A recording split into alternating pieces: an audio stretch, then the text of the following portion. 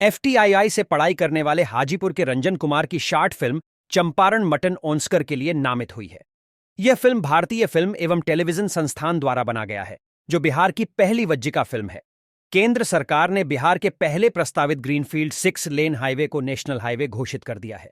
UP के बनारस चंदौली होते हुए बिहार के चांद, चैनपुर, रामपुर, तिलौथू, कुटुंबा, इमामगंज के बाद झारखंड राज्य क्रॉस करते हुए कोलकाता के निकट बगनान, कोलकाता चेन्नई गोल्डन क्वाड्रिलेटरल तक 386 किलोमीटर लंबा यह greenfield 6 lane highway NH 319B से जाना जाएगा।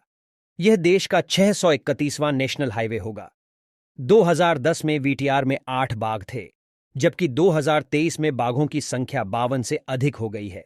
बिहार में 265 किमी लंबे 6 नए स्टेट हाईवे के निर्माण के लिए ADB एशियन डेवलपमेंट बैंक और भारत सरकार के बीच 29.5 करोड़ डॉलर के कर्ज के लिए समझौता हुआ है।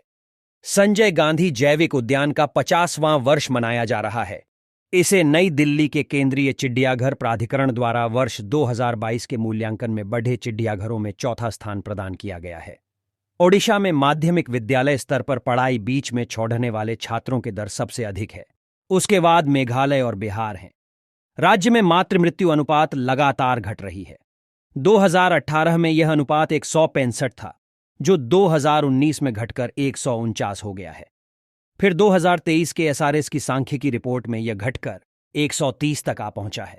राज्य स्वास्थ्य समिति ने 2030 में मातृ मृत्यु अनुपात को घटाकर 70 करने का टारगेट रखा गया है। देश के 17 राज्यों में एक साथ वर्चुअल माध्यम से प्रधानमंत्री Narendra Modi national sickle cell disease mission 2047 की शुरुआत मध्य प्रदेश के शहडोल से किए। जिन राज्यों में national sickle cell disease mission की शुरुआत होगी, उसमें बिहार के 6 जिले पश्चिम चंपारण, पूर्णिया, बांका, सीवान, जमुई व कटिहार शामिल है। यह बीमारी सामान्य रूप से आदिवासी जनजाति में पाई जाती है। 2011 की जनगणना के अनुसार बिहार में कुल आदिवासी जनजातियों की संख्या करीब 13,36,573 है। कचरा को कंप्रेस्ड गैस में बदलने के लिए कैबिनेट ने बिहार बायोफ्यूल्स उत्पादन प्रोत्साहन नीति 2023 मंजूरी दी है। इकाई की स्थापना करने पर अनुदान प्लांट एवं मशीनरी की लागत का 15%, अधिकतम 5 करोड़ रुपए मिलेगा। अनुदान अभी इथेनॉल प्रोत्साहन नीति 2021 के तहत 100% इथेनॉल उत्पादन करने वाली इकाइयों को प्रोत्साहन देने का लक्ष्य तय है। अनुसूचित जाति, अनुसूचित जनजाति, अति पिछड़ा वर्ग की महिला, दिव्यांग, शहीद की विधवा, एसिड अटैक पीड़ित एवं थर्ड जेंडर उद्यमियों की स्थिति में पूंजीगत अनुदान प्लांट एवं मशीनरी की लागत का 15.75%, अधिकतम 5.25 करोड़ रुपए अनुदान दी जाएगी। चिटफंड कंपनियों की धोखाधड़ी पर लगाम के लिए बिहार अविनियमित निक्षेप स्कीम पाबंदी नियमावली 2023 की स्वीकृति दे दी है।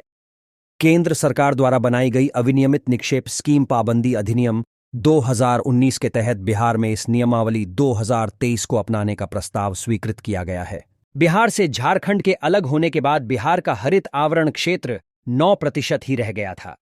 हरित आवरण क्षेत्र बढ़ाने के लिए वर्ष 2012 से बिहार सरकार ने पौधरोपण का कार्यक्रम शुरू किया।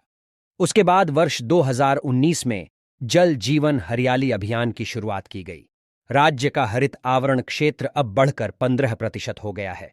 इस बार 4 करोड़ से अधिक पौधरोपण किया जाएगा। राज्य सरकार का लक्ष्य 17% हरित आवरण क्षेत्र करने का है।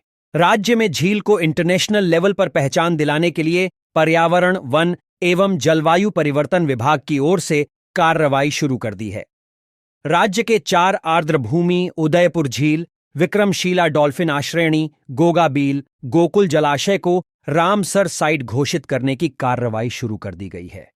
किसी भी स्थल के रामसर साइट घोषित होने के बाद उस क्षेत्र का रखरखाव करने एवं उसकी आधारभूत संरचना के विकास लिए प्रकृति संरक्षण के लिए अंतर्राष्ट्रीय संघ United nation of conservation of nature के द्वारा वित्त पोषण किया जाता है। बिहार के कजरा में एक 185 मेगावाट का battery storage solar power plant बनेगा।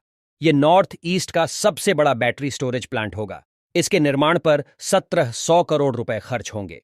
Bihar state power generation company के मुताबिक कुल बिजली उत्पादन का 20% स्टोरेज किया जाएगा।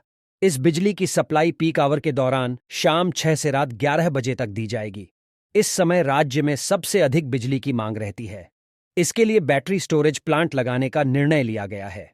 इसी साल दिसंबर से काम शुरू होगा और जून 2025 तक पूरा किया जाएगा।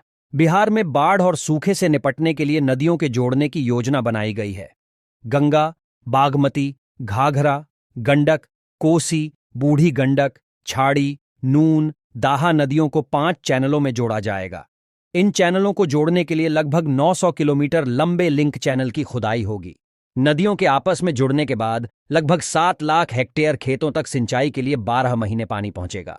नीति आयोग के मल्टी डायमेंशनल पॉवर्टी इंडेक्स 2023 के अनुसार 2015-16 में देश में 24.85% गरीब थे, जो 2019-20 में घटकर 14.96% रह गए।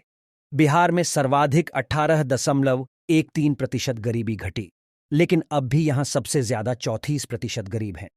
देश में 2.06% शिशु मृत्यु दर है। बिहार में यह सर्वाधिक 4% है। बिहार में पिछले सर्वे में 39.86% घरों में बिजली नहीं थी। 4 साल में सिर्फ 3.97% घर ही बचे।